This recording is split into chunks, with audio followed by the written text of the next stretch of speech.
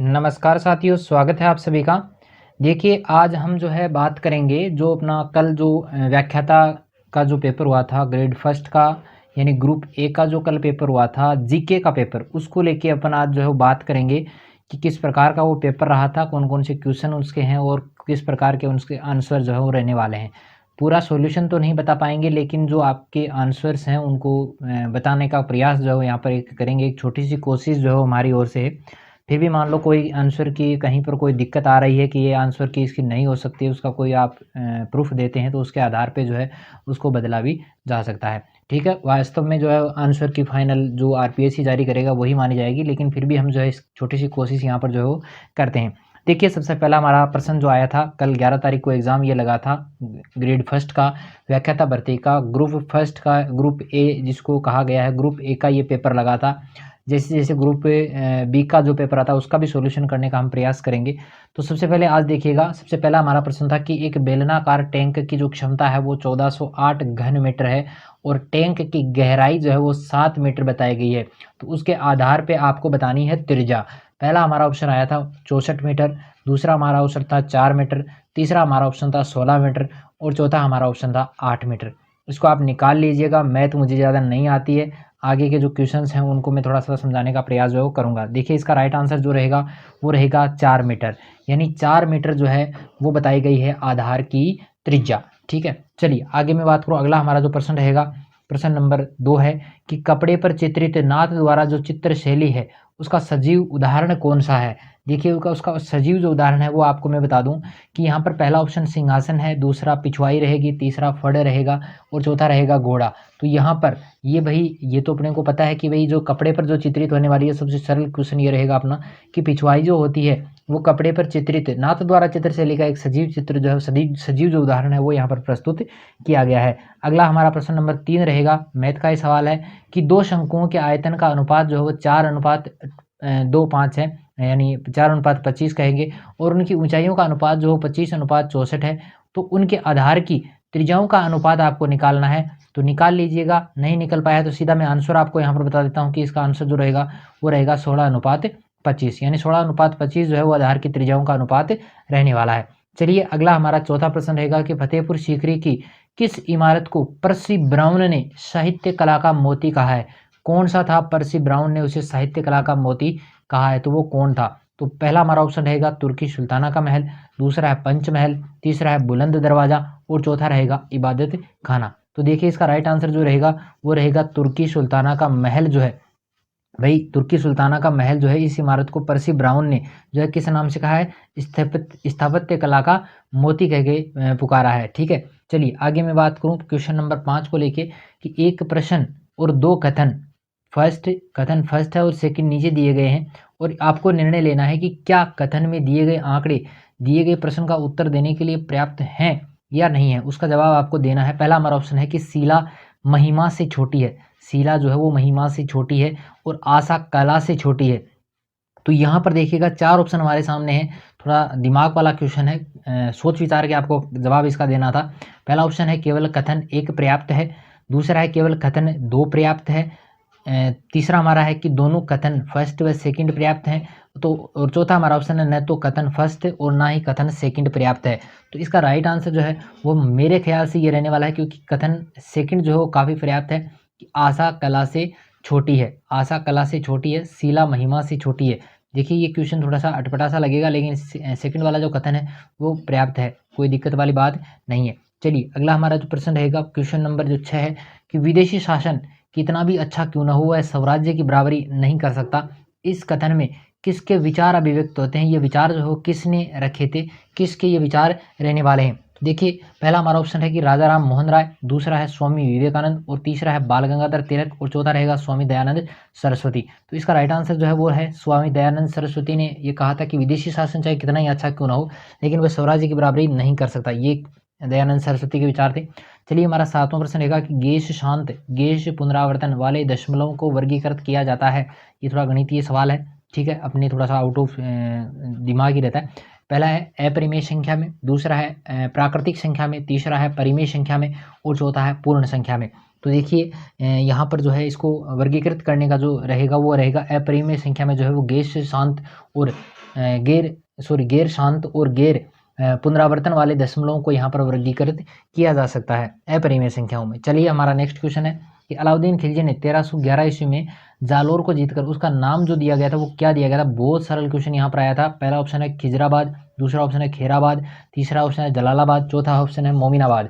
तो देखिए इसका राइट आंसर जो रहेगा वो रहेगा जलालाबाद, क्योंकि जलालाबाद जो है अलाउद्दीन खिलजी ने 1311 ईस्वी को जीत के जलाल खां को जो है वो इसको जीत कर दिया था। उसी के आधार पर इनका नाम जो है वो रखा गया था। चलिए आगे मैं बात करूँ, 9वें नंबर का हमारा सवाल आया था कल कि राजस्थान की किस सभ्यता को ताम्रवर्ती नगरी के रूप में भी जाना जाता है। ताम्रवर्ती नगरी जो है वो किसको जाना जाता है, कौन सी ऐसी सभ्यता थी। पहला हमारा ऑप्शन रहेगा बागोर, दूसरा है आहड़, तीसरा है बालाथल और चौथा रहेगा इसवाल। तो देखिए इसका राइट आंसर जो है बहुत सरल एक वाला क्वेश्चन है कि आहड़ जो सभ्यता थी उसको ताम्रवर्ती नगरी के रूप में भी जाना जाता है। चलिए अगला हमारा सवाल रहेगा, सवाल नंबर 10 है, मैथ का सवाल है कि 8 सेंटीमीटर भुजा का एक बड़ा घन 2 सेंटीमीटर भुजा वाले 64 छोटे समान घनों को एक साथ पुनर्व्यवस्थित करने पर बनाया जाता है। तो बड़े घन की सबसे ऊपरी सतह में से कोनों के घनों को घटा दिया जाता है और बड़े घन के संपूर्ण पृष्ठ का जो क्षेत्रफल है उसमें क्या परिवर्तन हो सकता है। तो पहला ऑप्शन रहेगा 48 सेंटीमीटर वो घटेगा, सेंटीमीटर वर्ग घटेगा, और 48 सेंटीमीटर वर्ग बढ़ेगा, या 16 सेंटीमीटर वर्ग घटेगा, या कोई परिवर्तन नहीं होता है, इस प्रकार पहले जैसा ही रहता है। तो इसका राइट आंसर बिल्कुल सही है, चौथा ही रहेगा, क्योंकि इसमें कोई किसी भी प्रकार का परिवर्तन नहीं आता है। आप निकाल के देख लीजिएगा, कहीं पर कोई दिक्कत नहीं होगी। चलिए हमारा आज का 11वां सवाल है कि गणेश्वर की सभ्यता संस्कृति का महत्वपूर्ण स्थल है। बहुत 2 सवाल है इसे मिलते जुलते से, जो आहड़ वाले अपन ने बात की थी वैसे ही ये रहेगी। पहला हमारा ऑप्शन है ताम्रयुगीन, दूसरा है पुरापाषाण, तीसरा है मध्यपाषाण और चौथा रहेगा नवपाषाण। देखिए बिल्कुल सरल जवाब यहाँ पर है कि ताम्रयुगीन सभ्यता जो है वो गणेश्वर की सभ्यता रही है। चलिए अगला हमारा सवाल रहेगा, सवाल नंबर 12 कि एक घर में पानी के अलग अलग उपयोग को प्रदर्शित करने के लिए आंकड़ों का निम्न में से कौन सा आरेख आप निरूपण के लिए सर्वाधिक उपयुक्त मानेंगे। पहला है पाई चार्ट, दूसरा है आयत चित्र, तीसरा है दंड आरेख, चौथा रहेगा पिक्टोग्राम। देखिए इसका राइट आंसर जो रहेगा वो रहेगा पाई चार्ट। पाई चार्ट के माध्यम से आप जो है इसको अलग अलग प्रदर्शित कर सकते हैं। चलिए हमारा नेक्स्ट क्वेश्चन है 23 नंबर का कि यदि n एक प्राकृत संख्या है तो n square n minus 4 9 square n minus 4 square n जो है हमेशा किससे विभाजित होती है। तो वो कौन सी संख्या है, केवल 5 से होती है, या केवल 13 से, या केवल 5 और 13 दोनों से होती है, या 5, 13 और 19 से होती है। तो देखिए इसका राइट आंसर जो रहेगा केवल 5 और 13 रहेगा। ठीक है, चलिए हमारा नेक्स्ट क्वेश्चन है, क्वेश्चन नंबर 14 रहेगा कि निम्न में से कौन सा स्थान जो है आहड़ सभ्यता से संबंधित नहीं है। देखिए आहड़ सभ्यता से संबंधित दो ये इन सभ्यताओं से रिलेटेड यहाँ पर ये जो है तीसरा प्रश्न यहाँ पर दिया गया है कि आहड़ सभ्यता से संबंधित कौन सा नहीं है। पहला गिलुंड है, दूसरा भगवानपुरा है, तीसरा आभानेरी है, और चौथा रहेगा रोजरी। तो यहाँ पर इसका राइट आंसर जो रहेगा वो रहेगा आभानेरी संबंधित नहीं है, बाकी तीनों स्थल जो है वहाँ पर आहड़ सभ्यता जो है तीनों से संबंधित रहती है। चलिए आज का हमारा 15वां सवाल रहेगा कि यदि प्रेक्षणों अक्ष x+3, x+5, x+7, x+10 का माध्य अगर 9 है तो अंतिम 3 प्रेक्षणों का माध्य जो है वो प्रेक्षणों का जो माध्य है वो आपको बताना है। तो देखिए इसका राइट आंसर क्या रहने वाला है। पहला ऑप्शन है 11 सही 2/3 और 12 सही 1/3, 11 सही 1/3 और 12 सही 2/3। तो देखिए इसका राइट आंसर आप निकाल लीजिएगा, वैसे 11 सही 1/3 ही इसका राइट आंसर आने वाला है। चलिए आज का हमारा 16 सवाल है कि अर्ली चौहान डायनेस्टीज पुस्तक के लेखक कौन है। पुस्तक है भी, पुस्तक के लेखक का नाम आपको बताना है, बहुत सरल है। पहले है GN शर्मा, दूसरे दशरथ शर्मा, तीसरे KS गुप्ता और GS ओझा। तो देखिए यहाँ पे बिल्कुल सरल आंसर इसका रहेगा, वो रहेगा दशरथ शर्मा। दशरथ शर्मा जो है उनकी ये पुस्तक रही है अर्ली चौहान डायनेस्टीज। चलिए अगला हमारा 17वां सवाल है कि सुभाष चंद्र बोस कांग्रेस के किस अधिवेशन में कांग्रेस के अध्यक्ष चुने गए थे। बहुत सालों बाद में ये क्वेश्चन देखने को मिला है, रिपीट ये क्वेश्चन हुआ है। ठीक है, तो यहाँ पर पहला ऑप्शन रहेगा हरिपुरा, दूसरा है कलकत्ता, तीसरा रहेगा नागपुर और चौथा रहेगा लाहौर। तो देखिए इसका राइट आंसर जो रहेगा वो रहेगा हरिपुरा। हरिपुरा अधिवेशन जो सन 1938 को हुआ था, उस अधिवेशन की एक ही अधिवेशन था जिसमें सुभाष चंद्र बोस ने जो है वो अध्यक्षता की थी, वो था हरिपुरा का अधिवेशन जो 1938 में हुआ था। चलिए आज का हमारा नेक्स्ट सवाल रहेगा 18वां कि यदि एक विशेष कूट, ये रीजनिंग से रिलेटेड क्वेश्चन यहाँ पर आया है कि यदि एक विशेष कूट भाषा में ये प्रोडक्शंस को जो है इस प्रकार की लैंग्वेज में अगर लिखा जाता है तो कूट भाषा में जो ओरिएंटेशन है उसको कैसे लिखेंगे। तो इसका राइट आंसर जो है इनमें से खोज लीजिएगा, ये देखिए चारों मिल रहे हैं। इसका राइट आंसर जो है वो रहेगा ये वाला, चौथा ऑप्शन इसका जो है वो राइट रहने वाला है। चलिए रीजनिंग का है, थोड़ा आप माथा पची कीजिएगा, आ जाएगा बिल्कुल। चलिए 19वां हमारा सवाल रहेगा, निम्न में से कौन सा शासक महाराणा जगत सिंह के पश्चात मेवाड़ की गद्दी पर बैठा है? जगत सिंह के पश्चात में मेवाड़ की गद्दी पे कौन बैठा था, कौन सा ऐसा शासक था? चलिए हमारा पहला ऑप्शन है महाराणा कर्ण सिंह है, दूसरा है महाराणा राज सिंह है, तीसरा है महाराणा अमर सिंह है, चौथा हमारा है महाराणा अमर सिंह द्वितीय। देखिए फर्स्ट और द्वितीय दोनों यहाँ पर दिए गए हैं, तो इसका राइट आंसर जो है वो रहेगा महाराणा राज सिंह। महाराणा राज सिंह जो है जगत सिंह के पश्चात जो है वो मेवाड़ की जो गद्दी है उस पर बैठते हैं। चलिए हमारा आज का 20वां सवाल है, जो कल पूछा गया था कि शासक बनने से पहले कौन कीका के नाम से जाना जाता था? कीका के नाम से। बहुत सरल सवाल यहाँ पर पूछ लिया गया है। पहला ऑप्शन है कि महाराणा सांगा, दूसरा महाराणा प्रताप, तीसरा है जसवंत सिंह है, चौथा रहेगा मान सिंह है। तो देखिए इसका राइट आंसर जो रहेगा वो रहेगा महाराणा प्रताप। महाराणा प्रताप जो थे उनको कीका के नाम से भी जाना जाता था। बहुत सरल सवाल है भाई, गलती जल्दबाजी में गलती होती है, ऐसे गलती होने के चांस बहुत कम रहते हैं। चलिए 21वां हमारा सवाल है कि जिन भद्रसूरी ग्रंथ भंडार राजस्थान के किस शहर में स्थित है? शहर का नाम आपको बताना है। पहला ऑप्शन जयपुर है, दूसरा है जैसलमेर, तीसरा है जालौर, चौथा रहेगा जोधपुर। देखिए ये यहाँ पर बहुत सरल सवाल है कि जिन भद्रसूरी जो ग्रंथ का जो भंडार है वो है कहाँ पे? राजस्थान के जैसलमेर जिले में। कहाँ पे भाई? राजस्थान के जैसलमेर जिले में। 22वां हमारा सवाल है कि मुद्रा राक्षस और देवी चंद्रगुप्तम के रचयिता कौन माने जाते हैं? अपनी हिंदी का ये सवाल यहाँ पर पूछा गया है। पहला रहेगा शूद्रक, दूसरा है कालिदास, तीसरा है वसुवंत, चौथा रहेगा विशाख दत्त। तो देखिए मुद्रा राक्षस जो रचना है, एक का पता है तो अगले की दिक्कत नहीं होनी चाहिए। इसके लेखक जो है वो है विशाख दत्त। चलिए अगला हमारा 23वां सवाल जो रहेगा कि वीर भारत सभा की जो स्थापना है उससे संबंधित क्रांतिकारी कौन था? वीर भारत सभा। देखिए हमारा यहाँ पे पहला ऑप्शन है कि बाल मुकुंद बिस्सा, दूसरा है अर्जुन लाल सेठी, तीसरा है माणिक्यलाल वर्मा और चौथा रहेगा केसरी सिंह बारहट। तो देखिए ये भी कोई बड़ा मतलब आप सोचें इतना भारी क्वेश्चन नहीं है, बहुत सरल क्वेश्चन है। चौथा क्वेश्चन 4 नंबर का इसका ऑप्शन राइट रहेगा कि केसरी सिंह बारहट जो है उन्होंने वीर भारत सभा की जो है स्थापना की थी। चलिए अगला हमारा 24वां सवाल रहेगा कि यदि a alpha cube plus beta cube बराबर 7 है तो अल्फा प्लस बीटा बराबर 3 है तो ए अल्फा और बीटा किस बहुपद समीकरण के शून्यक माने जाते हैं? तो इन चारों को आप देख लीजिएगा। चारों ऑप्शनों में से जो राइट आंसर है वो रहेगा आपका 3 नंबर का आंसर जो वो सही निकलेगा। मैथ का मैंने पहले ही बता दिया है। चलिए आप इसको निकाल लीजिएगा आराम से।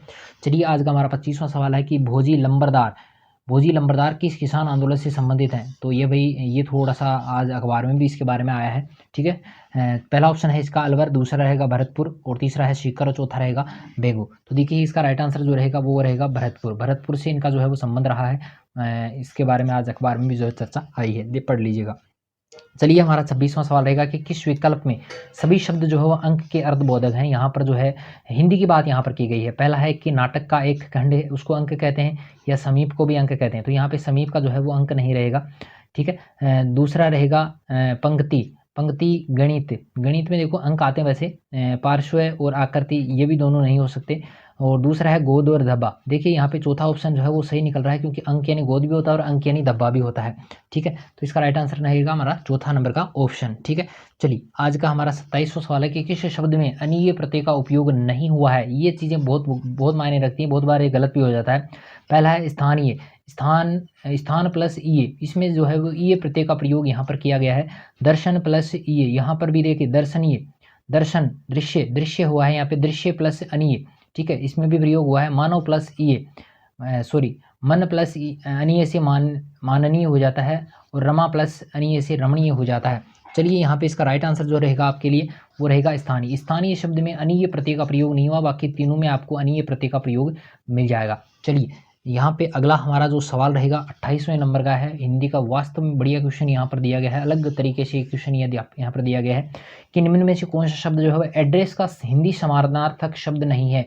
एड्रेस यहाँ पर जो है मैं बात करूँ, यहाँ पर जो अपनी पारिभाषिक शब्दावली है उसका शब्द यहाँ पर दे दिया गया है। चलिए इसका पहला ऑप्शन अभिभाषण है, बिल्कुल सही है। संबोधन भी इसका जो है समानार्थक शब्द है। मानपत्र की मैं बात करूँ, तीनों मिलते हुए, देखो आपको पता नहीं है कि एड्रेस का समानार्थक शब्द क्या होता है, तो ये तीनों शब्द मिलते जुलते से हैं, लेकिन यहाँ पर एक ऑप्शन जो निवारण है वो यहाँ पर अलग दिया गया है, तो यहाँ पर हमारा चौथा ऑप्शन हो जाएगा निवारण। चलिए अगला हमारा सवाल है 29 नंबर का कि किस शब्द का संधि विच्छेद अशुद्ध है? देखिए कदा प्लस अपि कदापि, बिल्कुल राइट है। दूसरा है जग जननी, जगत प्लस जननी, यहाँ पर ज में जो तय आना चाहिए वो आधा आना चाहिए था, यहाँ पे गड़बड़ है एक। चलिए अगला है चिदानंद, चित्त प्लस आनंद, बिल्कुल राइट है। वीरांगना, वीर प्लस अंगना, ये भी बिल्कुल राइट है। 3 राइट है, ये गलत है, तो यहाँ पर ऑप्शन हमारा नंबर हो जाएगा 2। देखिए अगला हमारा सवाल रहेगा 30 नंबर का कि निम्नलिखित शब्दों की शुद्धता पर आपको विचार करना है। पहला है धातव्य, दूसरा है उदार्य, तीसरा है सानिध्य, चौथा है प्रवर्तक और पांचवा है यौवन। देखिए इस विकल्प में आपको मैं बता दूं कि कौन कौन से विकल्प जो है वो सही होने वाले हैं आपके। पहला उदार्य शब्द सही है, प्रवर्तक शब्द सही है और यौवन शब्द सही है। ये 2 शब्द जो हैं वो यहाँ पर अशुद्ध हैं। ठीक है, चलिए तो इसमें कौन सा देख लो, ये हो गया ब द और ये, ब द और ये, यानी तीसरा हमारा विकल्प जो है इसका सही होना चाहिए। चलिए यही सही है। चलिए आगे बढ़ते हैं। हमारा 31वां नंबर का जो सवाल है इंग्लिश से रिलेटेड है कि identify the correct indirect form आपको बतानी है। She said I would like to see, ये यहाँ पे क्या दे दिया गया, इट है भाई, यहाँ पे इट है। ठीक है, चेंज द इनडायरेक्ट स्पीच, तो यहाँ पर देखिए सी सेड, यहाँ पर इनको पढ़ लीजिए आप, ज़्यादा माथापच्ची करने से कोई फायदा नहीं है, लंबा वीडियो बन जाएगा। चलिए इसका दूसरा ऑप्शन जो है यहाँ पर सही है कि she said that she would like to see it. ठीक है, तो ये इसका राइट आंसर यहाँ पर रहेगा। देखो सी सेड हो गया, सेड फिर दैट लगा दिया, दैट सी वुड क्योंकि उसके सब्जेक्ट के अनुसार ये चेंज होता है तो उसके अनुसार ये बदला भी है। चलिए हमारा 32वें नंबर का सवाल है कि choose the correct form of the verb in fill the blanks space. Each of the boys asked a contribute to the famine relief fund. तो यहाँ पर क्या ऑप्शन आएगा, पहला है वाज, दूसरा वर, इज और हैज़। क्या ऑप्शन राइट है देखिएगा, इसका राइट आंसर जो रहेगा वो रहेगा वाज। ठीक है, चलिए अगला हमारा 33वें नंबर का सवाल है कि the correct antonyms of enigma. Enigma का जो है इसका एंटोनिज्म बताना है आपको। चलिए इसका राइट आंसर जो रहेगा कि क्लैरिटी जो है वो इसका एंटोनिज्म रहेगा। चलिए आज का हमारा 34वां सवाल है कि change the following sentence to a passive voice. Passive voice में आपको बदलना है, पैसिव वन में आपको बदलना है कि all his relatives approved of his decision. तो देखिए इसका राइट आंसर जो रहेगा वो रहेगा 3 नंबर का कि his decision was approved by all his relatives, है ना, ये इसका राइट आंसर रहेगा। चलिए हमारा 35वें नंबर का सवाल है कि identify the correct determiner. Determiner है a man would not miss such a chance.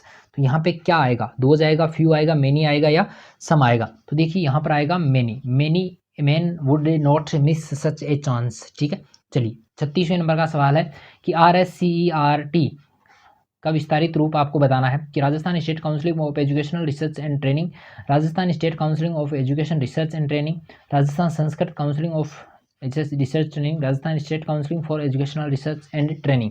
तो देखिए इसका राइट आंसर जो है वो रहेगा Rajasthan state council of educational research and training. ठीक है, ये इसका पहले नंबर का जो ऑप्शन है वो इसका राइट रहेगा। चलिए आज का हमारा 37वां सवाल है कि राजस्थान के ईसबगोल उत्पादक जिलों के नाम आपको बताने हैं। पहला उदयपुर है, राजसमंद है, चित्तौड़गढ़ है, दूसरा है जालोर, सिरोही, बाड़मेर, तीसरा हमारा रहेगा कोटा, बूंदी, झालावाड़, चौथा हमारा ऑप्शन है सवाई माधोपुर, टोंक और करौली। देखिए इसका राइट आंसर जो रहेगा वो हमारा रहेगा जालोर, सिरोही और बाड़मेर जो है वो ईसबगोल के उत्पादन के जिले माने जाते हैं। ठीक है, चलिए आगे हमारा 38वें नंबर का जो सवाल रहेगा कि गोपनीयता के अधिकार पर सर्वोच्च न्यायालय के फैसले के संबंध में कौन सा बयान सही है। पहला ऑप्शन है कि गोपनीयता का अधिकार अनुच्छेद 21 के एक आंतरिक भाग के रूप में घोषित किया गया है जो जीवन और स्वतंत्रता की सुरक्षा करता है। बी है कि सुप्रीम कोर्ट के 10 न्यायाधीश पीठ ने यह ऐतिहासिक फैसला दिया था।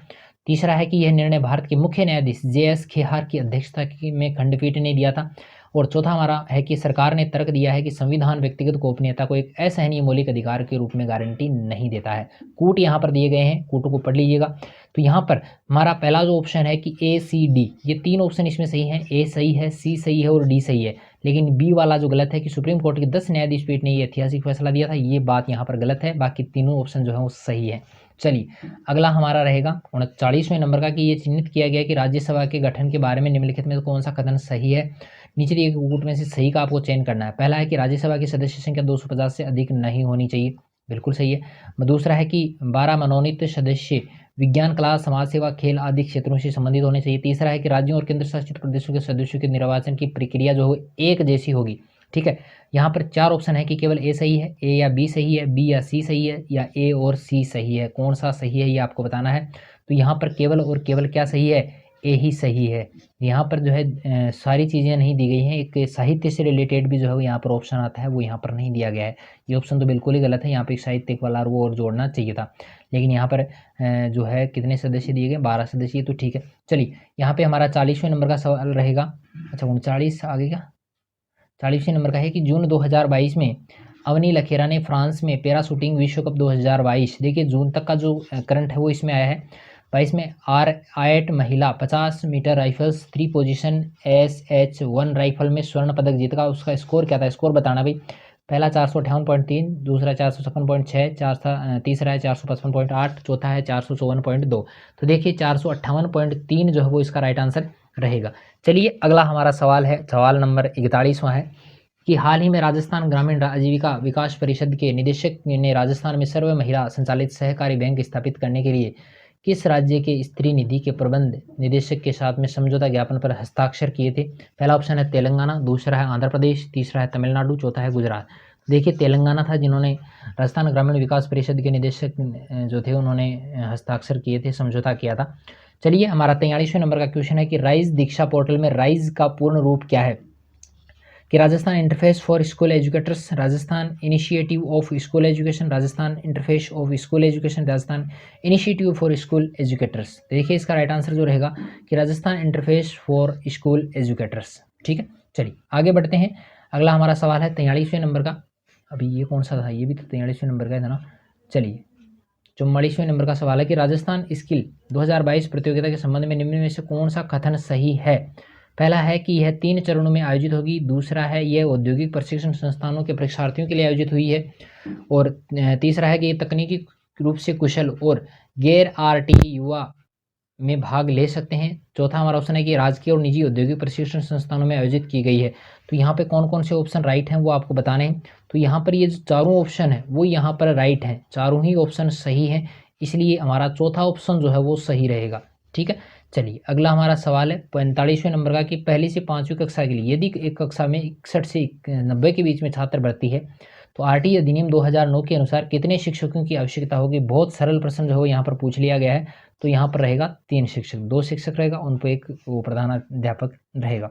चलिए आज का हमारा 46वां सवाल है कि जैव विकासीय दृष्टिकोण से छिपकली पक्षी व मनुष्य के अग्रपाद की अस्थियों की व्यवस्था में समानता उदाहरण है, किसका है? पहला हमारा ऑप्शन रहेगा समवर्तीता का, दूसरा है समजातता का, तीसरा है अस्थि विज्ञान का, और चौथा है कालक्रम का।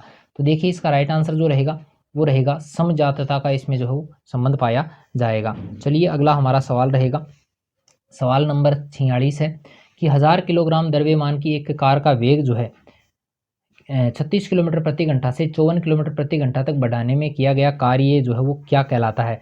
तो देखिएगा पहला है 31.25, दूसरा है 62.25 kg, फिर है 125 kg, फिर चौथा ऑप्शन है 250 kg। ये थोड़ा सा मैथ का सवाल है, अपने आउट ऑफ कंट्रोल ही रहता है कि 62.50 जो है वो इसका राइट आंसर रहेगा। चलिए आगे बढ़ते हैं। अगला हमारा जो सवाल रहेगा 47वें नंबर का सवाल है कि निम्नलिखित में से कौन सा कार्य शैक्षिक प्रबंध से संबंधित नहीं है? पहला हमारा ऑप्शन है विद्यालय संगठन, दूसरा है गतिविधियों की योजना, तीसरा है प्रणाली नियंत्रण। तो देखिए इसका राइट आंसर जो रहेगा पहला ये भी सही है, ये भी सही है और ये भी सही है, यानी हमारा ऑप्शन 4 जो है ABC तीनों इसके जो है वो सही रहने वाले हैं। चलिए अगला हमारा सवाल रहेगा कि राजस्थान सरकार ने वेदांत समूह के साथ में 25,000 आंगनबाड़ी केंद्रों के रूप में विकसित करने के लिए समझौता ज्ञापन पर हस्ताक्षर किए थे। तो पहला हमारा ऑप्शन रहेगा कि यशोदागर, दूसरा है नंदघर, तीसरा है ममताघर और चौथा है जननीघर। तो इसका राइट आंसर जो रहेगा वो रहेगा नंदघर, यानी दूसरा हमारा ऑप्शन जो है इसका सही रहेगा। चलिए 49वें नंबर का क्वेश्चन है कि पश्चिमी राजस्थान में कौन से प्रकार के अनुप्रस्थ बालू का स्तूप जो पाए जाते हैं? पहला है बरखान व सिफ, दूसरा है परवलयी व वनस्पति युक्त रेखीय, तीसरा है बरखान और पवन विमुख रेखीय, चौथा है बरखान और परवलयी। तो यहाँ पर इसका राइट आंसर जो रहेगा वो रहेगा बरखान और परवलयी। बरखान और परवलयी जो है वो यहाँ पर राजस्थान में पाए जाते हैं, सबसे ज़्यादा मात्रा में पाए जाते हैं। चलिए आज का हमारा 50वां सवाल है कि राजस्थान राष्ट्रीय नदी गंगा के संरक्षण और कार्यकल्प के लिए केंद्र सरकार द्वारा फ्लैगशिप प्रोग्राम के अनुसार स्वीकृत संरक्षण मिशन का नाम आपको बताना है। पहला है गंगा एक्शन प्लान फेज 2, दूसरा है हर हर गंगे प्रोग्राम, तीसरा है नमामि गंगे प्रोग्राम, चौथा है गंगा एक्शन प्लान। तो देखिए यहाँ पे ये नाम बहुत बार आपने सुना भी होगा, यही इसका राइट आंसर है कि नमामि गंगे जो प्रोग्राम है वो यहाँ पर जो है वो लागू रहेगा।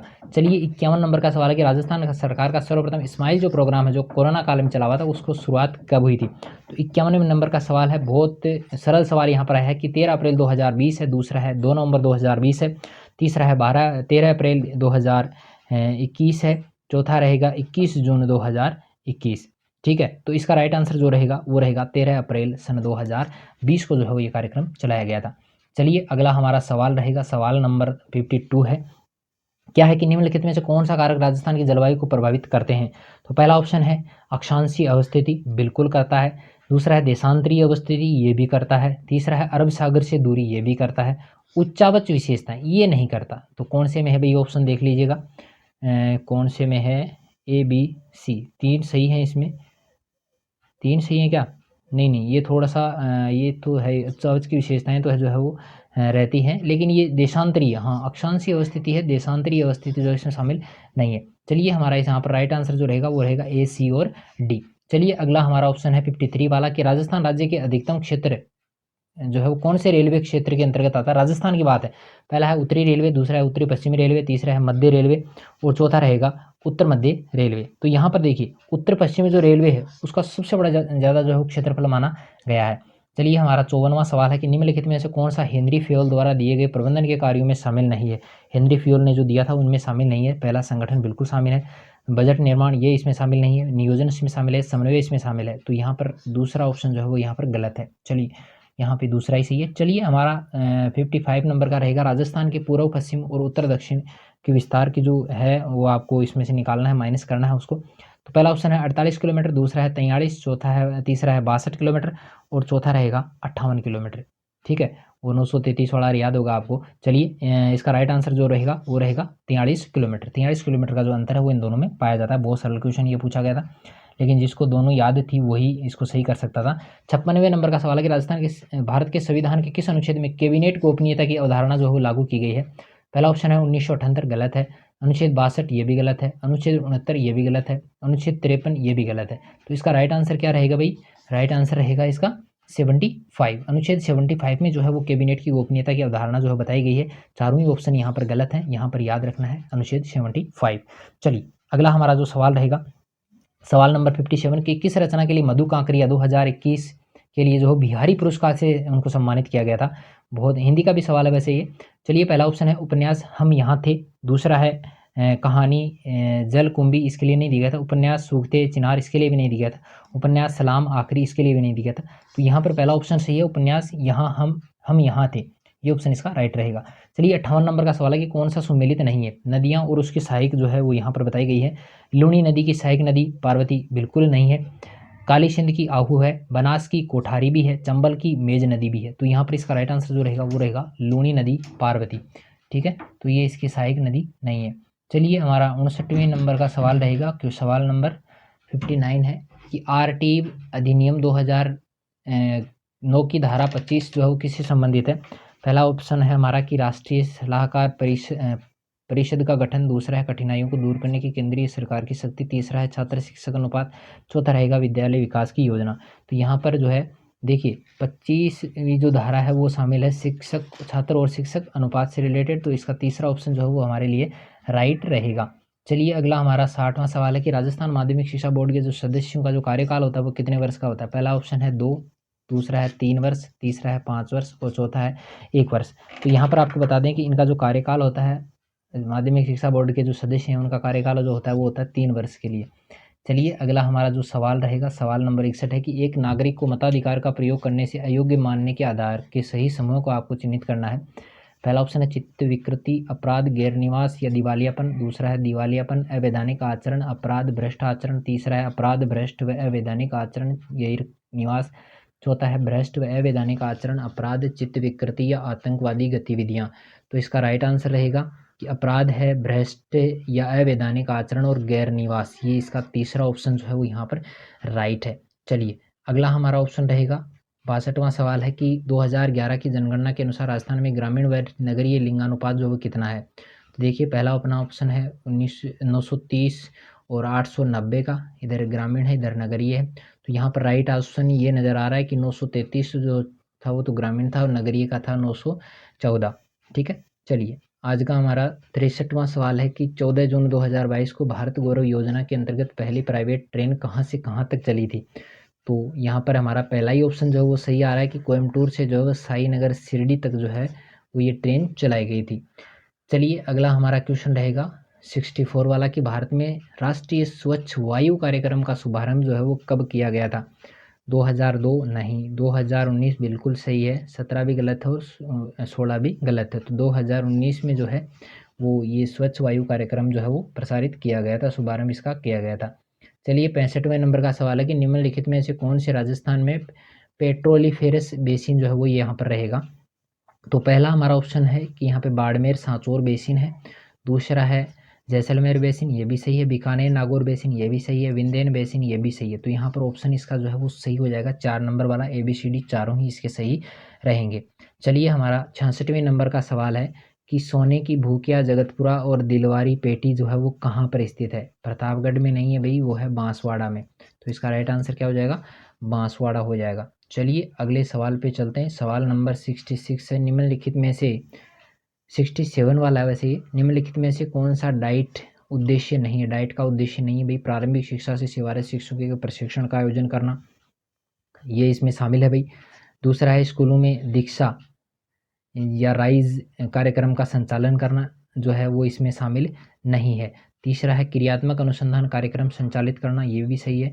और शैक्षिक प्रौद्योगिकी कार्य अनुभव के लिए कार्यशालाओं का आयोजन करना, ये भी सही है। तो इसका राइट आंसर क्या हो जाएगा, 2 नंबर वाला हो जाएगा, जो इसका उद्देश्य नहीं है। चलिए अगला हमारा सवाल है 68 नंबर का, क्या है देखिएगा कि निम्नलिखित में से सम्मिलित कीजिए तथा नीचे दिए गए कोट में से सही विकल्प का आपको चयन करना है। तो देखिए यहाँ पर एक सूची दी गई है फर्स्ट, और दूसरी यहाँ पर सेकंड जो है वो सूची दी गई है। पहला है पर्यटन स्थल है, और दूसरा यहाँ पर रहेगा उसकी अवस्थिति। पहला है दिलवाड़ा सीकर, दूसरा है नाथद्वारा सिरोही, तीसरा है भीनमाल राजसमंद, चौथा रहेगा गणेश्वर जालोर। यहाँ पर देखिए इनको मिलान करना है आपको, तो मिलान देखिएगा। यहाँ पर देखिएगा दिलवाड़ा जो है, दिलवाड़ा कहाँ पे भाई, सिरोही में है। दूसरे में बात करूँ तो यहाँ पर ये नाथद्वारा जो है, नाथद्वारा है राजसमंद में। और तीसरा जो है सी पे जो भीनमाल है, वही भीनमाल जो है वो यहाँ पर आएगा जालोर में, और गणेश्वर रहती है सीकर में। तो यहाँ पर देखिएगा कौन से ऑप्शन है, ये वाला पहला ही ऑप्शन इसमें राइट रहेगा। पहला ऑप्शन इसका जो है वो सही रहेगा। चलिए अगला हमारा 69 नंबर वाला है कि जनगणना 2011 के अनुसार राजस्थान के किस जिले की साक्षरता दर जो है वो सर्वाधिक है। पहला है झुंझुनू, दूसरा कोटा, जयपुर और सीकर। ये 4 ऑप्शन है, इसका राइट आंसर जो है वो रहेगा कोटा। कोटा की जो साक्षरता दर है वो सबसे ज़्यादा यहाँ पर बताई गई है। चलिए आज का 70वें नंबर का सवाल है कि 8 अप्रैल 2022 को राजस्थान के किस जिले के सैनिक विद्यालय में artificial intelligence and programme centre का उद्घाटन जो वो किया गया था। पहला है चित्तौड़गढ़, जयपुर, जो बीकानेर, झुंझुनू। तो यहाँ पर राइट आंसर जो है वो रहेगा झुंझुनू। चलिए आज का हमारा अगला सवाल है 71 नंबर का कि नेतृत्व शैली को प्रभावित करने वाले कौन से कारक हैं। तो इनमें पहला ऑप्शन है कि नेता का व्यक्तित्व, दूसरा है समूह सदस्यों का व्यक्तित्व, और तीसरा है कार्य की प्रकृति, चौथा है परिवेश की प्रकृति। देखिए ये चारों ही ऑप्शन सही है, तो यहाँ पर तीसरा नंबर जो है यहाँ पर राइट रहेगा। चारों ऑप्शन जो है वो नेतृत्व शैली को प्रभावित करने वाले हैं। चलिए अगला हमारा प्रश्न है 72वें नंबर का कि हाल ही में भारतीय खाद्य संरक्षण एवं मानक प्राधिकरण ने राजस्थान के 37 विद्यालयों को इटराइड स्कूल का प्रमाण पत्र जो दिया गया है, इस मामले में देश में राज्य ने कौन सा दर्जा हासिल किया है। तो यहाँ पे आपको बता दें कि राजस्थान ने जो पहला ही जो स्थान है वो यहाँ पर प्राप्त किया है। चलिए अगला हमारा 73वें नंबर का सवाल रहेगा। निम्न जो समीकरण दिया गया है उसको आपको यहाँ पर इसको देखना है, ठीक है। तो इसका तो सीधा ही बता देता हूँ, 3 4 1 4, ये इसका राइट आंसर यहाँ पर रहेगा। चलिए हमारा 74वें नंबर का सवाल है कि मारवाड़ी रत्न पद्म श्री कोमल कोठारी सम्मान 2022 जो है वो किसे दिया गया था। तो देखिए इसका राइट आंसर जो है वो हमारा पहला ही ऑप्शन है कि महेंद्र भानावत, डॉक्टर महेंद्र भानावत को जो है वो ये पुरस्कार दिया गया था।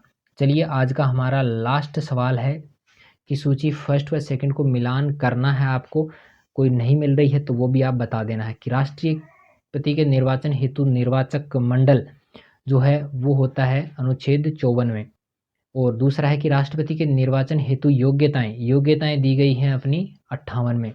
राष्ट्रपति का जो महाभियोग लगाने की जो प्रक्रिया है वो है अनुच्छेद 56 में, और राष्ट्रपति के महाभियोग का आधार संविधान का अगर उल्लंघन है तो ये बात कही गई है अनुच्छेद 61 में। तो यहाँ पर कौन सा ऑप्शन है भाई जिसमें ये सही है। हाँ, तो ये 3 नंबर वाला ऑप्शन जो है इसमें राइट रहेगा, ठीक है। तो यहाँ पर आंसर की तो बताई है, लेकिन फिर भी कोई दिक्कत हो तो आप जो है वो कमेंट जरूर कर दीजिएगा, किसी भी सवाल में कोई दिक्कत हो तो।